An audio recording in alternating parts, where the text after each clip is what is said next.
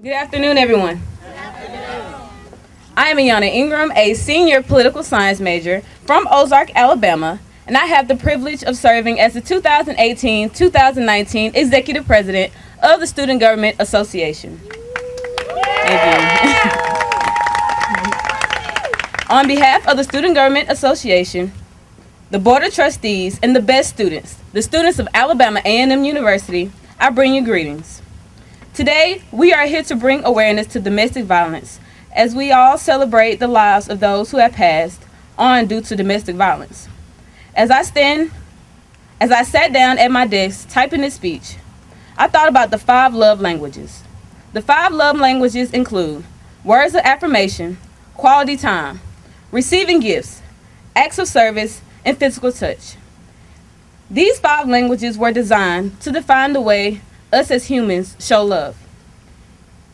There are many of us who experiences these 5 love languages, but there are many who experience the 5 toxic love languages, which includes words of discouragement, belittling, neglect, acts of evil, and physical, mental, and emotional harm. These 5 toxic love languages are prominent at our university. Although these acts occur because of peer pressure, stressful schedules, friend groups, and social media that heightens the rate of intimate partner violence that ultimately causes these acts to go unreported. As we bring awareness to domestic violence and intimate partner violence throughout the month of October, make sure that you spread the 5 love languages to all of our brothers and sisters so that they step out of the shadows of defeat, worry, shame, stand in the sun, and feel what real love feels like. Thank you. At this time, we'll have the Asha Quran overview by Danielle Letzma, Outreach Coordinator. First of all, thank you all very much for coming out and supporting us today. So how many of you guys are familiar with Asha Karen? A few of you? So we are a nonprofit. We started in 2006. So we focus on providing culturally competent services to anyone experiencing any type of crisis. Anything from domestic violence to depression. We have a 24-hour call line and a safe home for victims of domestic violence. People from different countries, different cultural backgrounds have a difficult time reaching out for help because of barriers like language or stigmas. Thank you. And we at Asha Quran want to be a bridge and make it easier for people when they're experiencing domestic violence, when they're experiencing depression, when they need someone to talk to be able to reach out for help. So since it is a Domestic Violence Awareness Month, we are asking all of you guys to do your part and just bring domestic violence out of the darkness. It thrives in the shadows, and we're here to shine that light, to be that bridge, to reach out and say, we're here to help. Thank you. I would like to thank everyone for coming out. I hope that you all find yourselves more aware of domestic violence and of this month, and I hope that this event will help you to move forward throughout this month and bring awareness to other students on this campus. I would like to thank everyone who have invited the SGA president and I to speak on this evening, and let's have an amazing event. At this time, we'll have remarks by Carquista Slay, Health and Wellness Center. Good afternoon. Today, during the month of October, Domestic Violence Awareness Month, we have come together for the annual statewide Human Chain Against Domestic Violence. We are so proud to be able to host it here on the beautiful campus of Alabama Agricultural and Mechanical University. I would like to thank each and every one of you all for coming together to take hands, join together, and take the pledge to stand against domestic violence. On behalf of the director of the Student Health and Counseling Center and all of the faculty staff here on the campus of Alabama A&M University, we sincerely thank you We want to give a special thanks to Miss Gloria for putting on such a wonderful event that we'll continue with in a little while. Also, Asha Kiran, thank you for them. Crisis Services, Moms Demand Action, and any other sponsors that I may have missed. Again, we thank you and we hope you enjoy. At this time, we'll have remarks by Carolyn Jones, Moms Demand Action for Gun Sense in America State Membership. Hi, I'm Carolyn Jones. I'm the Survivor Membership Lead for Moms Demand Action for Gun Sense in America. We're the largest gun violence prevention organization in the country. We're almost all volunteers. We do have a table here today if you'd like to find out about our work.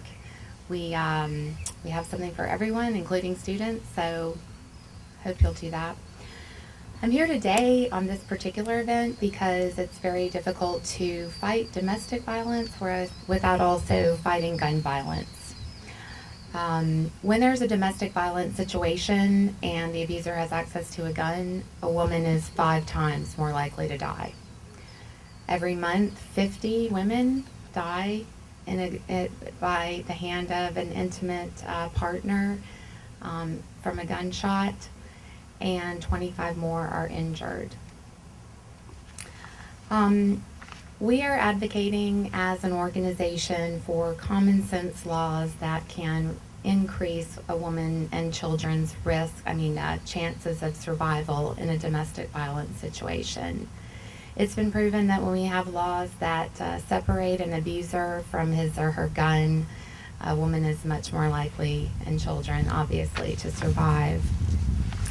I'm a domestic violence survivor, and I was held at gunpoint by my intimate partner before he sought treatment.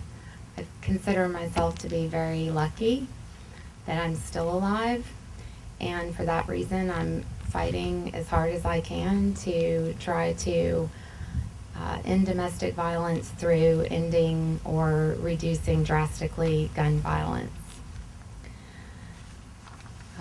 The only thing I'd like to ask you to do is also today really consider voting. If you vote, yeah, it's vital. We all have to go. So make sure you're registered, make sure it's all squared away, make sure your ID's ready, you got a ride. We have about 48 candidates here in Alabama for various offices who actually have earned the distinction from Moms Demand Action for Gun Sense in America of being a Gun Sense candidate. That means that they're not being bankrolled by the NRA, and they're actually open to common sense gun legislation. You can find that list on gunsensevoter.org, and I do think that our fight against gun violence is a fight against domestic violence, I apologize, and we really appreciate being able to be here today. Thank you. So at this time, I would like to ask you all to silently make a single file line to the red cutouts on this side.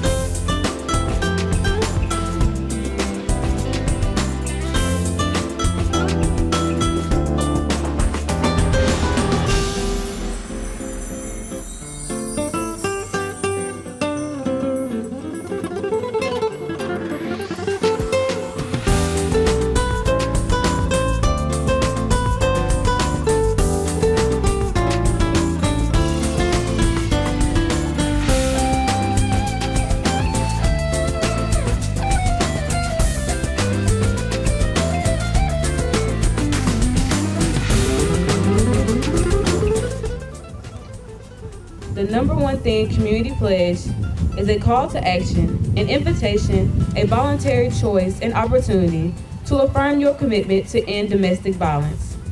Taking a pledge says that you will help end domestic violence by pledging to do number one thing. Please repeat after me. I state your name. Pledge to no longer be silent. I understand doing/changing. One thing can make a difference in my community and the movement to end domestic violence. I will use my voice to stand against victim blaming, discrimination, and violence to end the stigma towards victims and survivors. I will use my privilege to speak out and create space for those who do not have the same privilege as me. I will share my number one thing boldly and proudly, and often to inspire others to make a commitment to end the act against domestic violence. I will also encourage others to embrace their own number one thing, to support victims and survivors of domestic violence. Just put your name and make it payment. Violence no more, whatever.